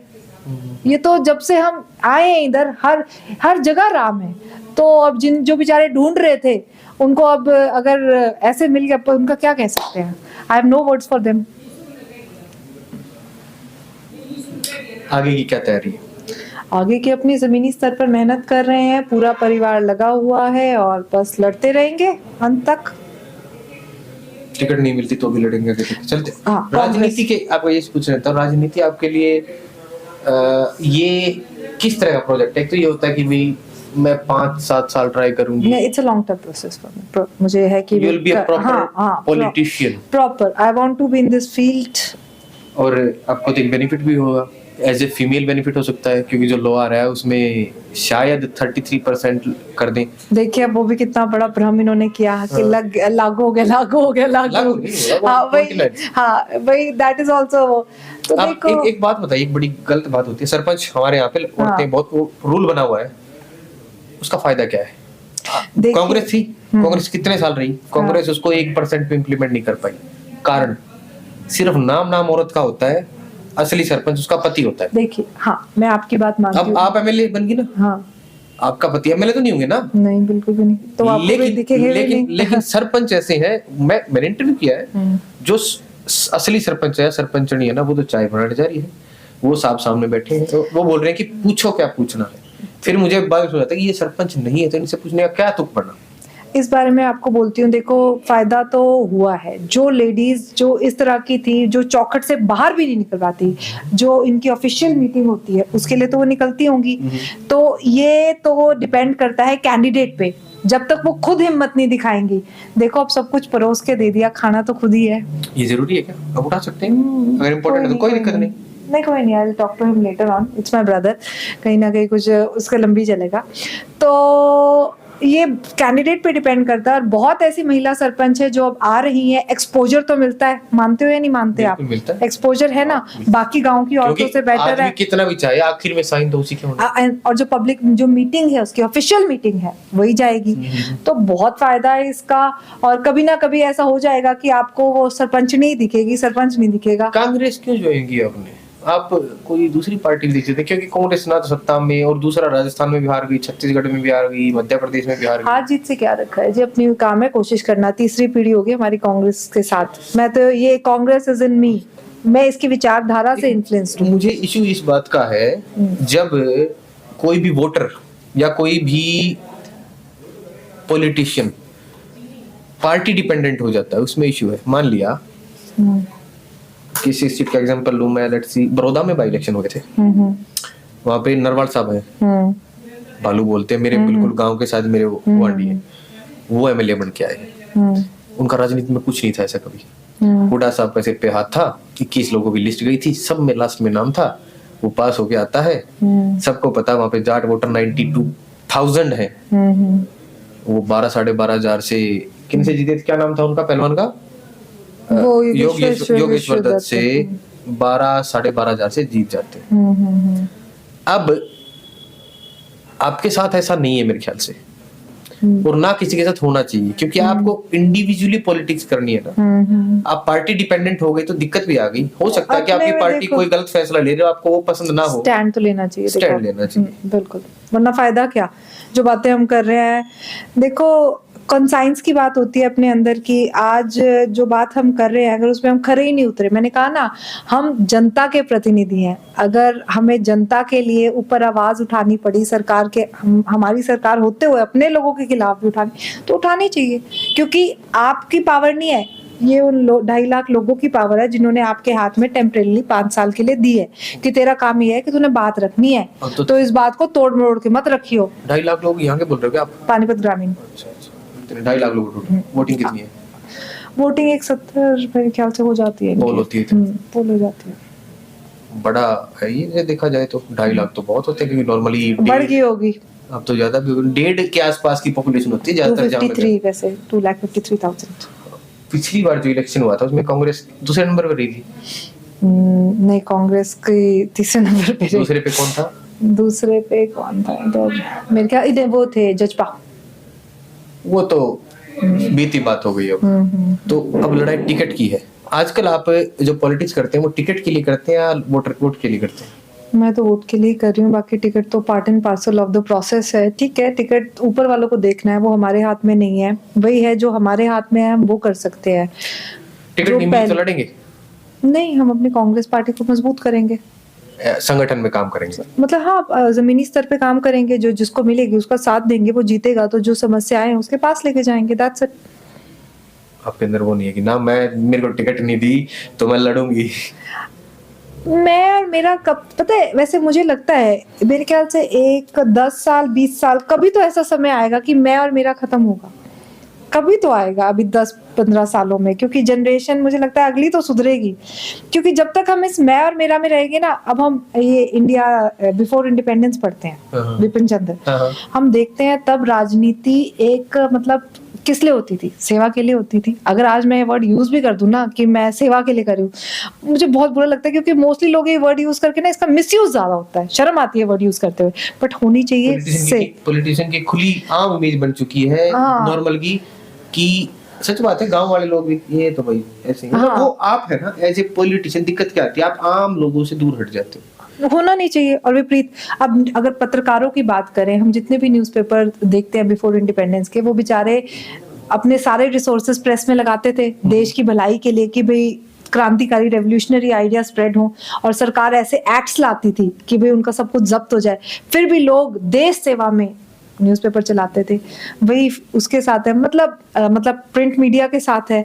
तो आज का समय मुझे लगता है, मगर कभी तो सुधरेगा। मैं प्रार्थना करती हूँ भगवान से कि ये स्थिति सुधरे और ऐसे लोग आए जो मैं और मेरा के लिए नहीं बल्कि सबके लिए लड़े। मेरे बड़े स्टूडेंट्स हैं, आप मानेंगे, बल्कि एक तो फीमेल स्टूडेंट है। आपने कोचिंग कब बंद की? मैंने कोचिंग मुझे 1.5-2 साल हो गया, क्योंकि दिक्कत क्या आ रही थी कि मैं स्टूडेंट्स तो ले लेती थी, फिर टाइम नहीं लग पाता था राजनीति में ऑन एंड ऑफ। और आप एक पेपर की अगर तैयारी करते हो, अगर आप HCS की भी कराते हो, 6 महीना लगता है, और आप वीक में 1 दिन ऑफ ले सकते हो, वो भी उसमें आपको नोट्स बनाने हैं, GS करना है, मतलब GS मतलब वो ऑफ भी ऑफ नहीं है। और आप एक भी छुट्टी नहीं ले सकते, क्योंकि एक भी छुट्टी लेते हो उस बच्चे का पेपर उसी डेट को है, 16 फरवरी को है प्रीलिम्स। मेरे स्टूडेंट्स हैं, मेंटरशिप के लिए मुझे कहते हैं मैडम थोड़ी सी गाइडेंस, 16 फरवरी को HCS प्रीलिम्स है, और मैं मोस्टली वीकर सेक्शन को पढ़ाती होती थी कि सबसे पैसे पुसे मेरी फ्रेंड्स वगैरह से कैसे कौन कैसे जज कैसे करते वीकर सेक्शन? जो मेरे पास आ गया कि मैम मेरे पास रिसोर्सेज नहीं है, मेरी हेल्प कर दो, ठीक है कर दी। मुझे क्यों उसका टेस्ट लेना कि भाई तेरे पास क्या है और क्या नहीं है? नहीं है, मुझे क्या देना है, मेरा क्या लगेगा? शिक्षा ही तो बांट रही हूँ। किताबें कितनी महंगी होती हैं। छोड़ दी को या फिर कोई रन कर रहा है? नहीं, अभी मैंने, क्योंकि मेजरली जो सब्जेक्ट से मैं लेती थी, और फिर बस मैं आपको दिखाती हूँ कितने स्टूडेंट्स तो बेचारे कहते हैं जी हमें राजनीति में ले लो अपने साथ। क्या पढ़ाते हैं? मैं पबएड और ज्योग्राफी, सॉरी पब्लिक एडमिनिस्ट्रेशन और ज्योग्राफी। हाँ, ये मैं दिखाती हूँ, ये टॉपर लड़की होती थी।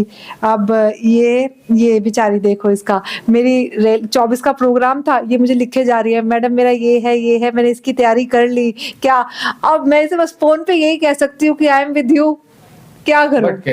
हाँ, अब हम प्रार्थना ही कर सकते हैं। She was topper, Chandigarh university की टॉपर थी।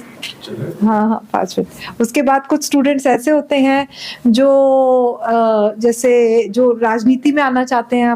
गुड़गांव से एक स्टूडेंट है, कहते मैडम कौन सी पार्टी ज्वाइन करूं, क्या करूं। मैं कहा जो आपका दिल कहता है, आपकी इंक्लिनेशन कहाँ है। तो अब वो कहती है चलो मुझे एक बार ना आप कांग्रेस का माहौल, मतलब उन बच्चों को नहीं पता कि पार्टी पॉलिटिक्स क्या, मतलब वो माहौल ही नहीं पता। दिल्ली यूनिवर्सिटी से पढ़े हुए बच्चे हैं, वो माहौल अलग होता है। प्राइवेट में जॉब कर रखी है उसने भी, अपना कोचिंग इंस्टीट्यूट और एनजीओ चलाती है। बट मुझे देख के उनको लगा कि बीइंग अ फीमेल मैं कर सकती हूँ, तो वो क्यों नहीं। पॉलिटिक्स में आने से पहले की इमेज होती है पॉलिटिक्स की, कि पॉलिटिक्स ऐसी होती है, हालांकि आपने अपने परिवार में देखी है, लेकिन एंट्री के बाद में और उससे पहले में क्या डिफरेंस देखते हैं आप लोगों में? क्योंकि पहले आप सुनते थे, अब जाके लोगों के पास मिलते हो, देखते हो, कुछ डिफरेंस है या फिर? नहीं, मुझे ठीक लगा। मुझे ऐसा कोई ज्यादा, मतलब या तो वो environment, born and brought up in that environment था, मेरे घर में था, हमेशा लोग रहते थे। जैसे हमने अपने घर में 50-100 लोग से कम तो देखे ही नहीं थे। एक वो पहले तो, ये घर तो बाद में बना था, हमारा एक कमरा अलग होता था, खाटों वाला कमरा, उसमें 30-40 खाट होती थी, एक वॉशरूम होता था। जो होता था कि आ रहे हैं लोग, रह रहे हैं रात को, और खाना, मतलब 24 घंटे रसोई चलती रहती थी। तो वो देखा है, तो लोगों से कभी ऐसे नहीं हुआ कि भाई पॉलिटिक्स में क्या होता है, लोगों से ही तो आपको मिलना है ज्यादा से ज्यादा।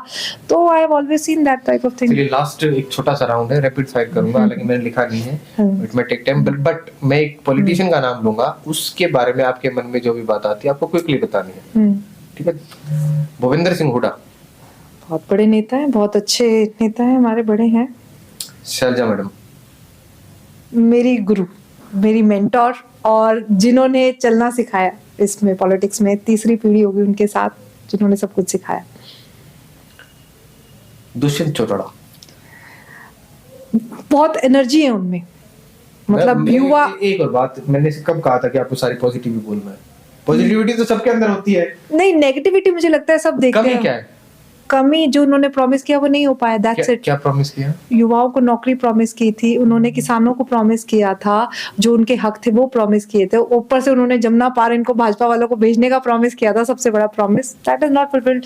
बट जो उनमें एनर्जी थी, जिस तरीके से युवा उनके साथ जुड़ा था, एक तरफा जुड़ा था, जुड़े थे ना। अरे मेरा छोटा भाई गाड़ी में उसकी गाड़ी चलाता है। हाँ, तो वो भाई अगले में कुछ था तभी जुड़े थे, पर उन्होंने नहीं किया, ये उनका फॉल्ट है। था मैडम, उसके बाप दादा ने किया था, कमाया था, नाम उसका यूज किया गया था, और कोई जादुई बात तो थी नहीं। हाँ, और उसने देवीलाल नहीं का किया। नाम था ना। हाँ। अगर देवीलाल का नाम नहीं होता तो मेरे ख्याल से इतना बड़ा तो कुछ हो नहीं पाता। हाँ वो तो है, बट जो उन्होंने नहीं किया वो उनका फॉल्ट है। उन्होंने खोया ना, फिर लोगों ने तो एक मौका दिया। अशोक तंवर। अशोक तंवर बहुत मेहनती, मैंने उनकी भाजपा में साइकिल, आगे बहुत मेहनत की उन्होंने, पार्टियां बदलते बदलते मेहनत। देखो वो तो उन्होंने, देखो अपनी उनकी सोच है जैसी है, बट उन्होंने जब वो कांग्रेस में थे मैंने उन्हें देखा है, उन्होंने एक दिन ऐसा नहीं है किसी को जीने दिया हो। साइकिल यात्रा, पद यात्रा, ये यात्रा, वो यात्रा, he is hard working, JNU से हैं, पढ़े लिखे हैं, जमीनी नेता है। ऐसा नहीं है कि मैं उसको कोई नीचा दिखाने की से नहीं कर रहा, मुझे पता पार्टी, देखो पार्टी उनको लगा वो फायदा, स्मार्ट गाय, पता है कि फायदा है, कि शायद उनको लगता है 2024 में भाजपा ही। पता नहीं, ये तो उनको गलत लग रहा है। देखो अगर लग रहा है तो, बाकी is a very hard working person. 2024 में तो कांग्रेस आ रही है, सबको दिख रहा है। नरेंद्र मोदी। नरेंद्र मोदी जी, पता नहीं उनके बारे में क्या बोलूं, वो तो भूल भुलैया है। बवंडर नहीं कहते जो, देखिए वो उनका जो बैकग्राउंड था वो कहीं नहीं से, बहुत उन्होंने मेहनत की। उनका जो वाइड एक्सपोजर है, वो प्रचारक भी रहे, वो सीएम भी रहे, वो कार्यकर्ता भी रहे, वो सब कुछ रहे, रूट से बिल्कुल नीचे से, मतलब मैं कहूंगी कहाँ से जहां वो गए हैं, एक great achievement, greatest achievement. Surjewala ji बहुत अच्छे ऑरेटर, बहुत अच्छे, मैंने उनको सुना है, मुझे लगता है कि ऐसा बोलना आ जाए ना। मोदी जी से अच्छे तो नहीं हुआ कोई भी है। मोदी जी तो लपेटा देते हैं, सुरजेवाला जी तो अगर जो बोलते हैं वो अलग लेवल, सुरजेवाला अच्छा बोलते, बहुत अच्छा बोलते। किरण चौधरी दबंग, जो फीमेल एम्पावरमेंट की बात आती है ना, किसी को देखना है, लुक एट हर। दबंग लेडी कैसे? दबंग मतलब कोई एग्जांपल दीजिए, दबंग भाई क्या? खड़ी हुई भाई, आपको एक ऑरा होता है, हर बंदे का एक पर्सनालिटी होती है, आप भी मतलब उनके साथ हो गए, आपको मतलब संकोच नहीं है। मैं कहती हूँ ना, एक जब मैं कोई वर्ड बोलती हूँ ना, एम्पावरमेंट, तो she comes to my mind. Empowered है, उनकी चॉइस है जो वो कर रही है, इट्स नॉट कि भाई कुछ और। तो she is a good example of empowerment. Amit Shah ji. Amit Shah ji मुझे बड़ा वो कॉर्पोरेट स्टाइल वाले लगते हैं, मैनिपुलेटर से, पर ठीक है, उनका भी बड़ी मेहनती है भाई, यहाँ तक लाए हैं। सुना है मोदी जी के साथ सब कुछ जो है उनका ही है, दोनों मिलकर मिलकर किया है। Rahul ji. Rahul ji well learn, well behaved और आम आदमी के नेता। अब और उनका बात यह है कि वो ना लोगों की भाषा बोलते हैं, जो ऐसा नहीं है जो आप सुनना चाहते हो वो बोलते एक हैं। बड़ी कमाल की बात देखी, मैं थोड़ा सा आपको लगेगा कि कड़वी बात कर रहा हूँ, इसलिए पूछा था, करेला खाते हुए। इलेक्शन होता है, इलेक्शन हारते हैं, उनके बारे में एक वर्ड बड़ा, उनका नाम बड़ा फेमस किया जाता है, पप्पू। उसके पीछे कारण थे, लेकिन जहां तक मैं अपने विचार रखता हूं, उन्होंने इतनी मेहनत की है कि वो उस नाम को अब मिटाने पे लगे हुए हैं। मिट गया। अब वैसी फीलिंग नहीं आती कि ये वो है। इतना बदलाव क्यों आया उनमें? क्योंकि वो पहले से वो मेरे ख्याल से उनको किसी की कमी है क्या? बिल्कुल भी नहीं। पूरा जीवन वो जो चाहे वो कर सकते हैं, बिता सकते हैं। लोग कुछ भी कहे जाए, फर्क क्या पड़ता है? वो तो एलिफेंट और डॉग वाली बात आ गई। लोगों का तो बोलना है, काम बोलना है जी। फिर ऐसा क्या हुआ आपकी कांग्रेस पार्टी में कि जो आदमी पहले कभी कभार दिखा करता था एक तरह से, वो पद यात्रा कर रहा है, वो नॉर्थ साउथ टू नॉर्थ कर ली, अब ईस्ट टू वेस्ट जा रहे हैं? समय की एक मांग थी, उनको लगा जरूरी है कि लोग उन्हें जाने। वो प्रोपेगेंडा में अब उन करोड़ों रुपए खर्च करे गए उनकी इमेज बनाने में, जो ये आप जिस शब्द का बोल रहे उपयोग कर रहे थे, करोड़ों रुपए भाजपा ने लगाए कि भाई उनकी इमेज खराब हो। फिर उन्हें भी लगा, बट वो नहीं चाहते थे कि वो प्रिंट मीडिया का या इनकी तरह की पैसा इस तरीके से लगाए। उन्होंने हर वोटर से, हर भारतीय से डायरेक्ट जुड़ के, आपने यात्रा देखी होगी, डायरेक्ट जुड़े हैं। उन्होंने अपनी इमेज प्रिंट मीडिया से ठीक नहीं की, उन्होंने हर किसी से डायरेक्ट बात करके, अपनी विचारधारा हर किसी के आगे रख के, अपने आप को सबके से आगे रख के अपनी इमेज ठीक होगी उनकी। नेशनल जर्नलिज्म टीवी चैनल होते हैं, हम तो छोटे से यूट्यूब चैनल हमारे देखे हैं, वो बड़े बड़े, उनके बारे में आपकी क्या सोच है? क्योंकि मुझे लोग कई बार बोल देते ना किस चैनल से है, तो पहले तो ये लगना चाहिए ना, मैं प्राउड फोन हम इस चैनल का नाम लिया है। अब उल्टा होता है, अब डर लगता है कौन से वाले। भाई मैं किसी चैनल से नहीं हूँ। हाँ, हरियाणा वाले तो पीछे पड़ लेते हैं। हाँ, लट्ठा के। मैं जानता हूँ, मैं पूरे के पूरे जो किसान आंदोलन था, मैं लोगों के साथ रहा हूँ, सोया हूँ वहाँ, पूरा देखा है। तो मेरी मदर जाती थी हर रोज, अपना पूरा इनका जाता था, तो ये जो भी टेढ़े मेढ़े चैनल थे उनके लठ उठा के पीछे, जी न्यूज वालों के तो खासकर पीछे। क्यों हो रहा है? क्योंकि मीडिया ये पूरा भारत देखता क्यों हो रहा है? मैंने आपको बताया ना कि भाई मीडिया का रोल क्या था। आजादी से पहले मीडिया, लोग अपने घरों को बेच के, सब कुछ बेच के प्रेस चलाते थे कि देश की तरक्की हो सके, देश आजाद हो सके। इतनी निस्वार्थ भाव से उनका, मतलब मीडिया काम तो यही है ना कि देश तक एक वो भी माध्यम है, पिलर है, फोर्थ पिलर है, और आज उसी का मिसयूज हो रहा है। जो प्रॉपर न्यूज है वो चलाई नहीं जा रही, प्रोपेगेंडा चलाया जा रहा है, इसलिए हो रहा है। इतना गलत करोगे तो होएगा ही ये। आपके हलके में इतने सारे बच्चे देश छोड़ के जा रहे हैं, उनको रोकने का कोई इलाज है आपके माइंड में? कोई सॉल्यूशन है जी? क्या करना चाहिए अगर गवर्नमेंट को भी बताना चाहें आप? क्योंकि ऐसे देखिए, जिस देश को दुनिया का सबसे यंग देश कहा जाता है, that was an asset for us, है ना, दैट वाज हो रहा है ना। आज के दिन वो चीज जो हमारा यूथ था, वो तो 2 नंबर से भाग के इस देश को छोड़ के जा रहा है। देश को कैसे चलेगा? उन बच्चों को रोकने के लिए अगर आपकी पार्टी सत्ता में आती है, अगर आपको कोई पद मिलता है या फिर जो भी, तो उन बच्चों को रोकने के लिए आप क्या करोगे, या फिर इस सरकार को क्या करना चाहिए? Do you have any solution for that? I will tell. देखिए, जो हमारा युवा था, वो हमारे देश के लिए एक असेट था। इवन हमारे माननीय प्रधानमंत्री मोदी जी भी कहते थे कि हम उनको, ये इनकी काफी जापान के साथ, काफी देशों के साथ इनकी संधियां भी हुई। तब तो मैं कोचिंग इंस्टीट्यूट ही चलाती थी, मुझे याद है। इनकी इतने बड़े बड़े बैनर लगाए गए कि भाई इनको स्किल डेवलपमेंट के, हाँ मैं बता रही हूँ, स्किल डेवलपमेंट के नाम पे इनकी स्किल्स डेवलप की जाएंगी। करोड़ों रुपए डाले गए इसमें स्किल डेवलपमेंट इंस्टीट्यूट्स के नाम पे। हाँ। सब खा गए सारे। ये अपने खुले थे। हाँ, आज से 3 साल पहले की बात है। स्किल डेवलपमेंट में करोड़ों रुपए लगा। क्या मोदी जी इतनी जो करोड़ नई आबादी है, इसकी स्किल डेवलप करेगी, इन्हें कहाँ भेजेगी? यूरोपियन कंट्रीज में भेजेगी। रेमिटेंसेज आएंगे, उनकी सैलरीज वापस आएंगी, देश का जीडीपी बढ़ेगा, ग्रोथ होएगी। कहाँ है वो? एक पोस्ट लिखी हुई है, हाँ, 1 लाख पोस्ट है, हाँ। लेकिन है इजराइल में, उनकी भर्तियां चल रही हैं फिलहाल। पता है आपको? आप बता रहे हो। ये मैं इसको बताता हूँ। हरियाणा सरकार के पास 10,000 नौकरियां आई हैं, मुख्यमंत्री जी का भी आया था।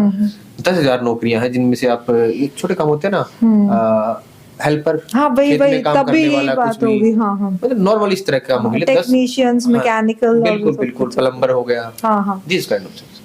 तो 10,000 की पोस्ट निकली है। राजस्थान और यूपी से भी बच्चे बहुत सारे खड़े हुए, यहाँ पे रोहतक में MDU में हो रहा है।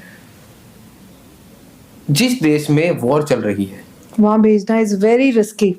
और मैं मानता हूँ यूक्रेन ज्यादा सेफ है वहां से, तो इजराइल से इजराइल इस मामले में थोड़ा बड़ा नोटोरियस है। हाँ। कि भाई क्योंकि उनको क्या है कि आप 13-14 के होते ही सबको आर्मी का ट्रेंड किया जाता है। उनकी हाँ। पूरी जनसंख्या ही कंपल्सरी आर्मी वो है उनका। तो उस देश में जाने को मजबूर हो गए। तो हमने एक लड़के का इंटरव्यू देखा, वो बोल रहे कि भूखे मरने से अच्छा है वहां मर जाए। सेम बात मैंने आपको कही थी ना, तो द सेम थिंग। तो ये शर्मनाक बात है हमारी सरकारों के लिए। देखो मैं कहती हूँ कोई भी सरकार आती है, लोग आप में एक रे ऑफ होप, एक उम्मीद देखते हैं कि ये आएंगे, पता नहीं क्या बदलाव करेंगे, हमारी लाइफ में क्या पॉजिटिव बदलाव होगा। वही लोग अगर, और युवा रीढ़ की हड्डी होता है हमारे देश की। तो हमारे पास तो ये था कि इतनी युवा जनसंख्या है, हम तो चाइना कहाँ से कहाँ पहुंच गया अपनी उसी डेमोग्राफिक डिविडेंड की वजह से, और हमने उसे अपनी ताकत बनाने की बजाय उसे अपनी कमजोरी बना लिया, कमजोरी बन गई। मैं कहती हूँ कि बड़ी शर्मनाक बात है कि हमें मौत के मुंह में अपने बच्चों को भेजना पड़ रहा है। आप उन घरों का सोचिए, उन माओ का सोचिए, उन बहनों का सोचिए जिनके भाई, जिनके बच्चे वहां जा रहे हैं। It's a shameful thing. आपको बाकी बतेरी चीजें भी करने के लिए, एक इकोनॉमिक्स जो पढ़ते हैं इनके पास तो बड़े बड़े सलाहकार हैं, वो क्या कहते हैं, अगर नौकरियां नहीं है 10 बंदे लगाओ कि वो गड्ढा खोदेंगे, बाकी 10 उसे भरेंगे। सरकार का काम है, दायित्व सरकार का है, किसी और का नहीं है। अगर आपके पास पैसा नहीं है तो ऐसी योजना बनाओ कि पैसा आए, लोगों को नौकरियां मिले, प्राइवेट इंडस्ट्रीज को प्रॉस्पर करो ताकि वो नौकरियां दे। पानीपत में जो इंडस्ट्री थी पहले, जो इनकी पॉलिसीज होती थी इतनी प्रोग्रेसिव थी कि सही चल रही थी, अब हाफ ऑफ द स्ट्रेंथ हो गई है। लेबर खाली पड़ी है, भूखी है, नशाखोरी बढ़ गई है कॉलोनियों में। It's a big problem. Panipat में तो ये माइग्रेट होके बहुत सारे लोग माइग्रेट होके आते थे, और बहुत ज्यादा है, बहुत ज्यादा। मैं आपको बता रही हूँ ना कि हाफ हो गया है उसका स्ट्रेंथ। लोगों के पास जो नौकरियां होती थी, इंडस्ट्री क्योंकि बड़ी बंद हो रही है, उसमें बैंकेट हॉल खुल रहे हैं। इंडस्ट्री ग्रोथ होगी नहीं तो बैंकेट ही खुलेंगे। 25 सेक्टर में आप देखोगे शादियां ही होंगी। तो आप एक बात बताओ, are we going toward the right direction? क्या सही दिशा में हम जा रहे हैं? तो जब आपको पास इतने बड़े बड़े सलाहकार हैं, विशेषज्ञ हैं, उनसे पूछिए, आप सही नीतियां लगाइए, लोगों को रोजगार देने के सिवाय आपके पास मतलब यही तो है, रोजगार दीजिए, नए आप नई इंडस्ट्री खोलिए।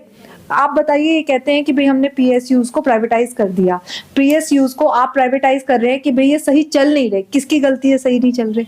जो आपको पता है कि सही नहीं चल रहे, उस गलती को सुधारो। Railway was the biggest employment देता था, रेलवेज की भर्ती क्यों नहीं कर रहे आप? हरियाणा से मैक्सिमम बच्चा आर्मी में और रेलवेज में ही तो जाता था। आप दोनों भर्तियां बंद कर दी, बच्चा कहाँ जाए? अब तक का, आजादी के बाद से लेकर अब तक का कोई एक फेवरेट नेता आपका? आजादी से लेके अब तक का फेवरेट नेता Indira Gandhi. I am very much influenced by हर। उनका तरीका बोलने का, उनका जो क्विक डिसीजन मेकिंग था, विट था, और वो कभी किसी से डरती नहीं थी। जैसे हम डेवलपिंग नेशन थे उस टाइम पे, तो the way she used to conduct herself बड़े से बड़े नेता से, तो मतलब वो भी एक बहुत बड़ी फिगर है मेरे दिमाग में कि इस तरीके से होना चाहिए। ठीक है, हमें अपने आत्मविश्वास, अपने ऊपर पे विश्वास होना चाहिए और अपने देश पे विश्वास होना चाहिए। तो she is a big influence on me.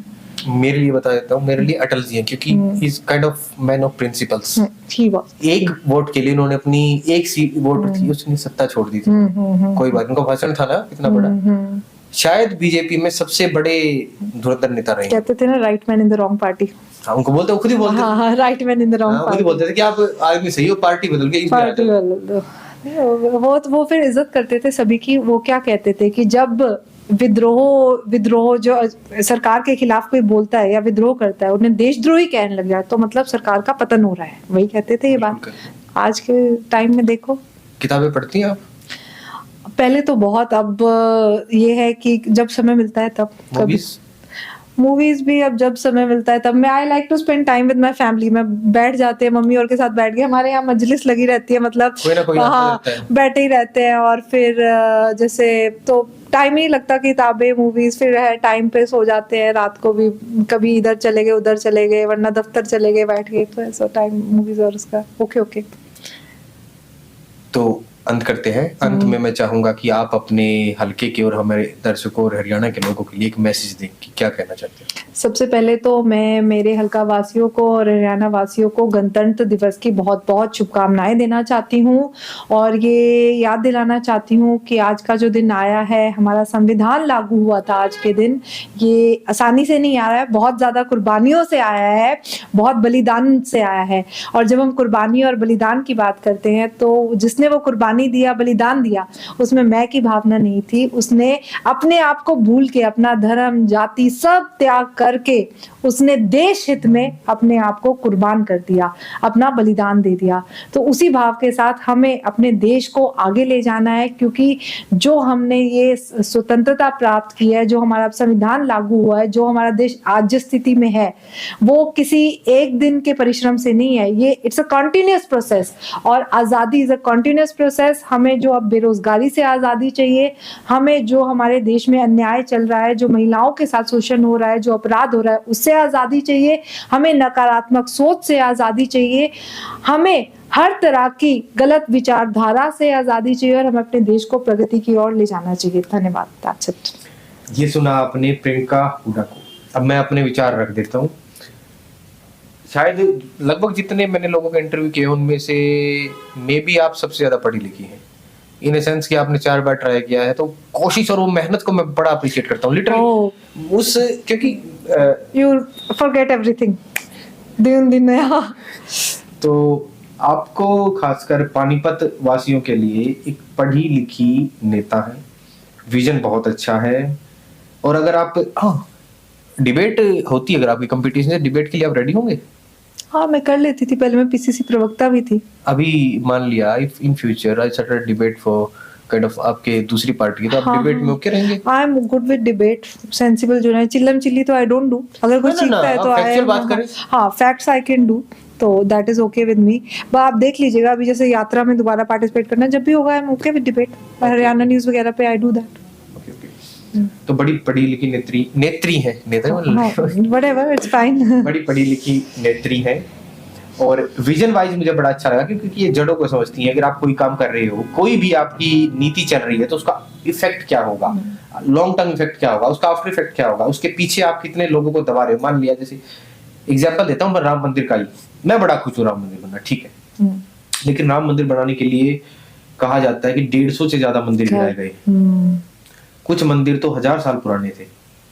अब ये बात थोड़ी बेतुकी सी लगती है। आप धर्म को समारोह मत बनाइए। प्रॉब्लम क्या है कि लोग धर्म के लिए नहीं, लोग भव्यता के लिए जाते हैं। मंदिर भव्य हो गया है, भव्यता दिखती है उनके अंदर, वो नहीं है कि आप प्रार्थना के लिए जाते हो, बस बड़ा मंदिर है, लाइटें हैं, उस भगवान के लिए नहीं, आप भव्यता के लिए जा रहे हो। धन्य भक्त याद है, पत्थर में भगवान आ गए थे, उसे श्रद्धा है, श्रद्धा, भक्त के भाव चाहिए उसको, ऊपर वाले को। भगवान भाव के भूखे हैं। कितने लोगों के वहां पे घर टूटे, हाँ, बिल्कुल, आज तक वीडियो आती है रोते हुए उनकी। बिल्कुल। तो चलिए, डिस्ट्रक्शन होता है तभी कुछ बनता है, और मैं तो चाहता हूँ कि किसी खासकर किसी गरीब के साथ कुछ गलत ना हो, उनके साथ सरकार, जिनके साथ ऐसा हुआ है, सरकार उनको कंपनसेट करे, उनको घर दे, क्योंकि घर बड़ी मुश्किल से बनता है, पूरी जिंदगी लग जाती है, जिंदगी आदमी बिता देता है, आखिर में वो एक घर, छोटा घर बना पाता है, अगर वो लकी रहा तो अदरवाइज जिंदगी भी क्या। गरीब आदमी, एक दोस्त है मेरे, बोलते हैं कि सबसे बड़ा अपराध हो गरीब होना। गरीब आदमी 60 साल से 70 साल के बीच में मर जाएगा अगर वो ठीक रहा तो, और पैसे वाला आदमी कम से कम 80-85 साल जिएगा। बिल्कुल। We are shocked to see that कि जो एक्टर्स हैं, they are like 60 and they look like 30. Yeah, my father is not even 60, he had 3 क्या बोलते हैं उन छल्लों को, सर्जरीज, वो आपके स्टंट्स चलते हैं, 3 स्टंट्स। तो दैट्स व्हाट आई थिंक कि आप लोगों को अच्छे नेताओं को चुनना पड़ेगा जो आपके लिए अच्छी नीतियां बना सके। तो ये मिले आप प्रियंका हुडा जी से, बड़ी पढ़ी लिखी नेत्री हैं, विजन के हिसाब से बात की जाए तो बहुत दूर का विजन रखती है, इनको पता है क्या सही है क्या गलत है, कोई नीति अगर लाई जाती है तो उसका इफेक्ट क्या होगा। मेरे लिए सबसे ज्यादा इंपॉर्टेंट होता है किसी का इंटरव्यू करते हुए कि वो पढ़ा लिखा कितना है, क्या वो इस काबिल है कि इस सत्ता को संभाल पाए, इस देश को अपनी जो ताकत मिलेगी उसे संभाल पाए, क्योंकि सबके बस की बात, ताकत मिल जाती है, सबसे संभाली नहीं जाती। तो एजुकेटेड पढ़े लिखे लोग होंगे तो उस ताकत को संभालेंगे, उस ताकत का उपयोग करना भी जानेंगे। तो आप इनसे मिले, इनसे जुड़ा कोई भी आपके मन में अगर सवाल आता है या कुछ आपको लगती है कमी रह गई तो कमेंट करके बताइएगा, आपके कमेंट का जवाब मिलेगा। और इनसे कोई सवाल पूछना चाहे तो वो भी कमेंट में कर दीजिएगा, नेक्स्ट टाइम मिलना होगा तो वो सवाल आपका पकड़ लिया जाएगा। धन्यवाद मैडम आपके टाइम के लिए। Thank you, thanks a lot.